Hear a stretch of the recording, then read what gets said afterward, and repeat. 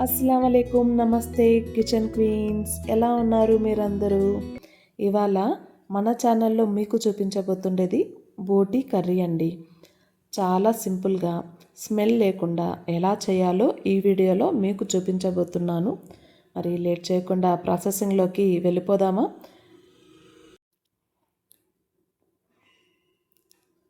బోటీని ముందు రోజే క్లీన్ చేసి పీసెస్ లాగా కట్ చేసి ఫ్రిడ్జ్లో పెట్టుకున్నానండి. ఇప్పుడు ఈ బోటీలో కొద్దిగా పసుపు, కొద్దిగా వెనిగర్ని వేసి ఒక 5 నిమిషాలు పక్కన పెట్టుకోవాలి. ఇలా చేయడం వల్ల బోటీలో ఉండే వాసన కొద్దిగా తగ్గుతుంది. ఇప్పుడు బాగా శుభ్రం చేసి పెట్టుకున్న బోటీని ఒక కుక్కర్లో వేసుకుంటున్నాను.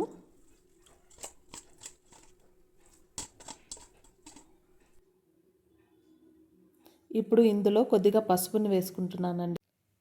ముందుగా కట్ చేసి పెట్టుకున్న ఉల్లిపాయ ముక్కల్ని కూడా ఇందులో వేసుకుంటున్నాను. ఇందులో కొద్దిగా కొత్తిమీర కాడల్ని నలిపి వేసుకుంటున్నానండి.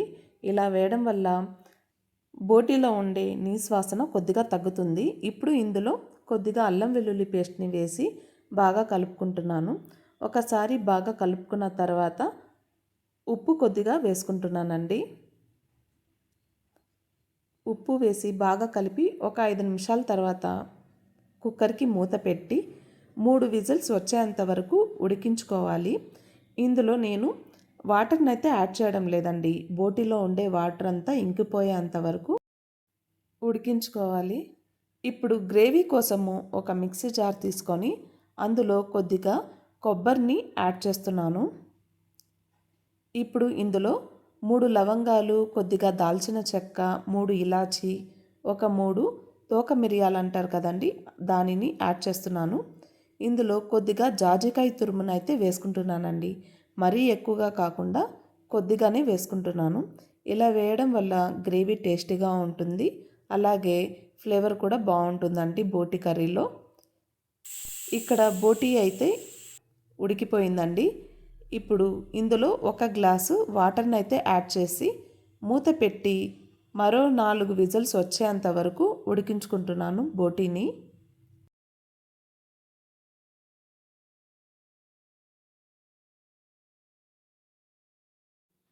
ఇప్పుడు ఒక కడాయి తీసుకొని అందులో కొద్దిగా ఆయిల్ని అయితే యాడ్ చేసుకుంటున్నాను. ఆయిల్ వేడైన తర్వాత ఇందులో కట్ చేసి పెట్టుకున్న ఉల్లిపాయ ముక్కల్ని వేసుకుంటున్నాను. ఉల్లిపాయ ముక్కలు త్వరగా వేగడానికి కొద్దిగా ఉప్పుని వేసుకుంటున్నానండి. ఇప్పుడు ఇందులో కొద్దిగా అల్లం వెల్లుల్లి పేస్టును వేసి ఉల్లిపాయ ముక్కలు అంతా బ్రౌన్ కలర్లోకి వచ్చేంత వరకు వేయించుకుంటున్నాను.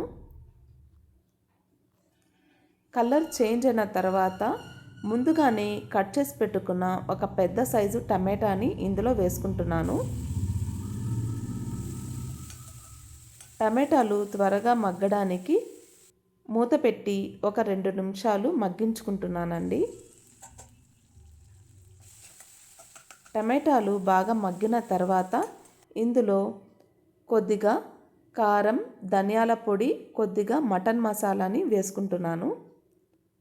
ఒకసారి వీటినన్నిటిని బాగా కలుపుకున్న తర్వాత ముందుగానే గ్రేవీ కోసము రెడీ చేసి పెట్టుకున్న మసాలాని కూడా ఇందులో వేసి కలుపుకుంటున్నాను. మసాలా మొత్తము బాగా ఉడికిన తర్వాత ఇందులో ఉడికించి పెట్టుకున్న బోటిని కూడా వేసుకొని కలుపుకుంటున్నాను. బోటీకి మసాలా బాగా పట్టేంత వరకు ఒక 5 నిమిషాలు మూత పెట్టి ఉడికించుకుంటున్నాను. 5 నిమిషాల తర్వాత మూత తీసి ఇందులో ఒక గ్లాసు వాటర్ని అయితే వేసుకుంటున్నాను. మీకు గ్రేవీ ఎంత కావాలో అంత చూసి వాటర్ని అయితే యాడ్ చేసుకోండి.